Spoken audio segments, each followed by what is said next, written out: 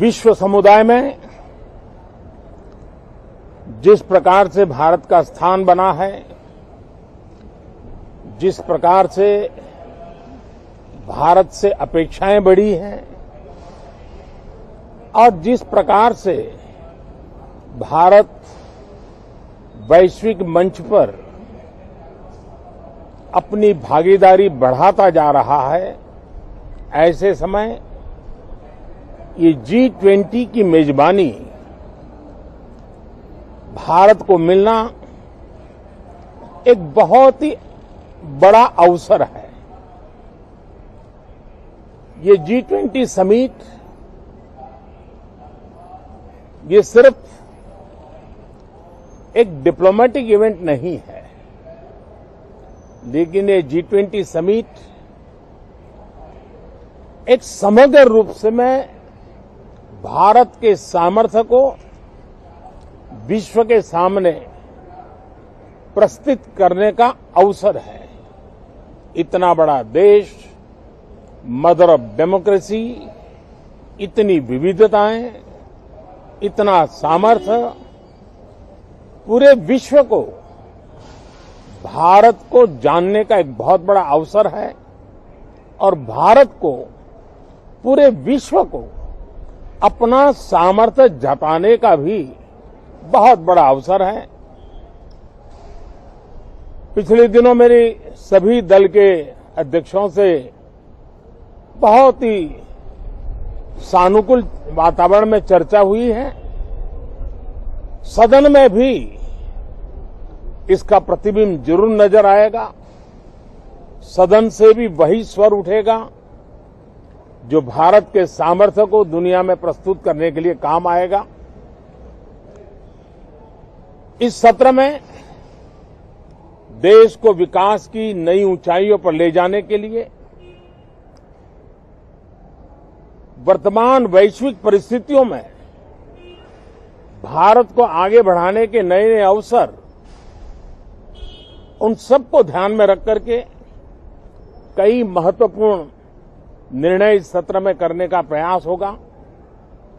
मुझे विश्वास है कि सभी राजनीतिक दल चर्चा को और मूल्यवृद्धि करेंगे, अपने विचारों से निर्णयों को नई ताकत देंगे, दिशा को और स्पष्ट रूप से उजागर करने में मदद करेंगे।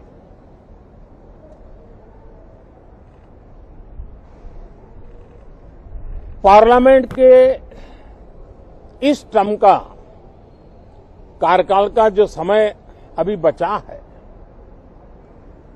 मैं सभी पार्टी के लीडर्स को और सभी फ्लोर लीडर्स को बहुत ही आग्रह करना चाहता हूं कि जो पहली बार सदन में आए हैं, जो नए सांसद हैं, जो युवा सांसद हैं,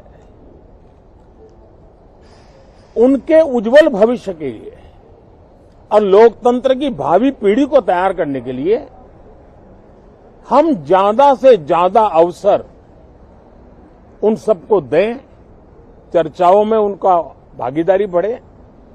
पिछले दिनों करीब करीब सभी दलों के किसी न किसी सांसद से मेरी अनौपचारिक मुलाकातें जब भी हुई हैं, एक बात जरूर सब सांसद कहते हैं कि सदन में हो हल्ला और फिर सदन स्थगित हो जाता है, उससे हम सांसदों का नुकसान बहुत होता है।